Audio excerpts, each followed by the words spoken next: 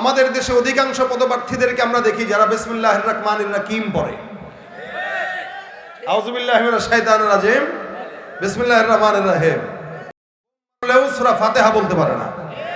এজন্য এই সমস্ত যুবকদের হাতে যদি আমরা দেশের দায়িত্ব দিয়ে দেই, আগামীর বাংলাদেশ ইসলাম আর কোরআনের বাংলাদেশ হয়ে যাবে ইনশাআল্লাহ। কথা বলেন ঠিক কিনা?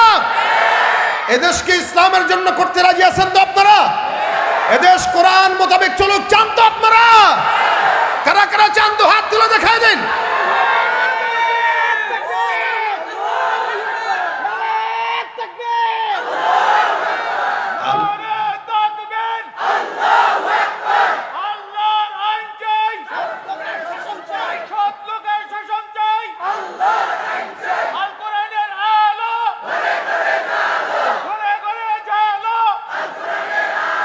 ভয় করব কাকে?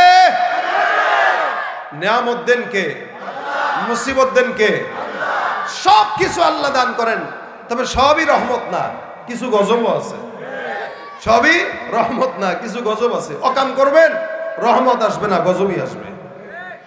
এজন্য আমাদের ওস্তাদরা আমাদেরকে দোয়া শিখাই দেন যে নিয়ামত আল্লাহর থেকে হয়, মুসিবত আল্লাহর থেকে হয়। মুসিবতটাও আল্লাহ দেন, নিয়ামতটাও আল্লাহ দেন। এই কারণে আল্লাহ পাক বলেছেন মুসিবতে সবর করো, নিয়ামতে শুকর করো। নিয়ামতে শুকর মানে আলহামদুলিল্লাহ। কি শুধু শুকর মানে আলহামদুলিল্লাহ, বিষয়টা এরকম না। আর আলহামদুলিল্লাহ মানেই শুকরিয়া, বিষয়টা এরকম না।